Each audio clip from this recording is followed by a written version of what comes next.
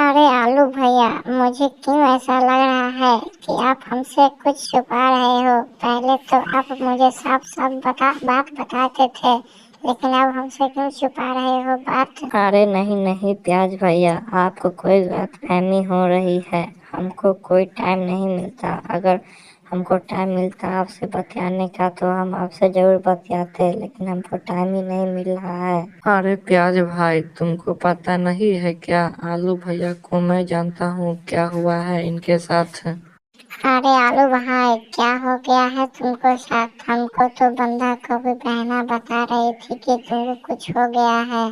अरे प्याज भाई, तुम ही उससे पूछ लेते हमको क्या हुआ है। हम अपने मुंह से नहीं बोल सकते हैं अपना बारे में।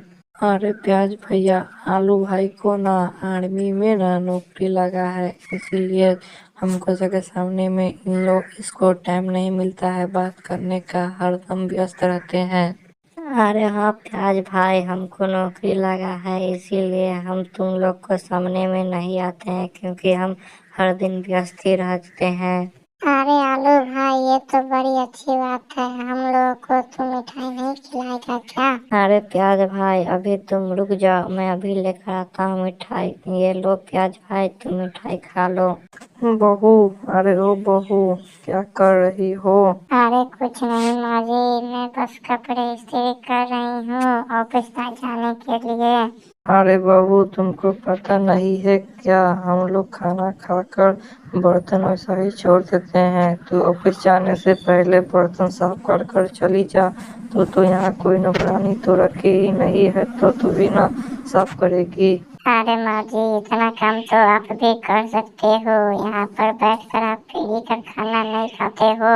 अरे बहू, ये क्या कर रही है? हमको तो कुछ समझ में ही नहीं आ रहा है। मैंने तो सोचा था कि मेरी बहू बहुत समझदार होगी, लेकिन तू तो मेरे सामने ही में हमसे मुंह लगा रही है। तू तो मेरे कोई काम ही की नहीं है। हाँ हाँ माँ जी, आप ज़्यादा मत बोलिए। हमको जितना काम था तो हमने कर दिया। खाना बनाना, बर्तन मांजना और कपड़े धोना। अब अपना काम करिए, हमको लेट हो रहा है ऑफिस जाने के लिए। अभी मैं कुछ देर भी नहीं रुक सकती। अभी हमको बहुत लेट हो रहा है ऑफिस जाने के लिए। मैं चली।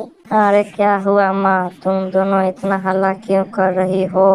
अरे क्या कहूँ बेटा, मैंने तो बहू को बोला, बहू हम सब ने खाना खा लिए हैं, तुम बर्तन साफ कर दो। इतने ही में हम पे वो भड़क पड़ी और गुस्सा हम पे हो गई। अरे माँ, वो ऑफिस जाती है बहुत लेट से। कभी कभार आप अपना भी तो थोड़ा दिमाग लगाइए, थोड़ा अपना भी तो काम कर लीजिए। अरे बेटा, पहले तो तू हमको बहुत बात मानता था, जब से शादी हुआ है तू भी तो जोरू का गुलाम बन गया है। तू सिर्फ अपनी बीवी का साइड लेता है। बेटा, अरे ओ बेटा, एक बात तो बता कर जा, हमारी घर की जो बहू बनने वाली है वो थोड़ी बहुत पढ़ा लिखा है कि नहीं? हाँ हाँ मम्मी, निशा ने ना पूरे 10वीं तक पढ़ाई की है और 10वीं में पूरा 10 बार फेल हो चुकी है।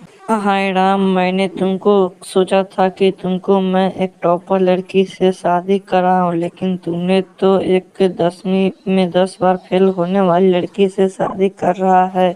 इसमें क्या बात है?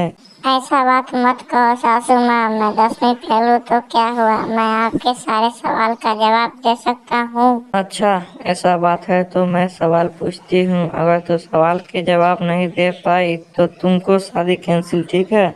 ऐसा कौन सा इंसान था जिसके 2 पैर थे और 2 आँख? ये क्या बेहुदा सवाल पूछ रही हो सासू माँ? आपको पूछना ही है तो ये सवाल पूछो।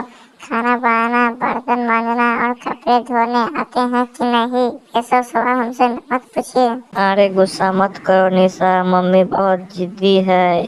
जो ये सोचती है वही कर करती है। चुपचाप तुम मेरी मम्मी का जवाब देते रहो। अरे ऐसा परिवार भाड़ में जाए, इससे बढ़िया है कि मैं गली के कुछ लौंडों को फंसाकर मैं शादी कर लूंगा, लेकिन इस परिवार में शादी मैं नहीं करूंगा। अरे बहू, तुम गुस्सा क्यों हो रही हो? अब तुम दोनों के सिवाय हमको इस दुनिया में है ही कौन? ठीक है, तुम यहीं पे शादी करो, हम तुमसे एक भी सवाल नहीं पूछेंगे।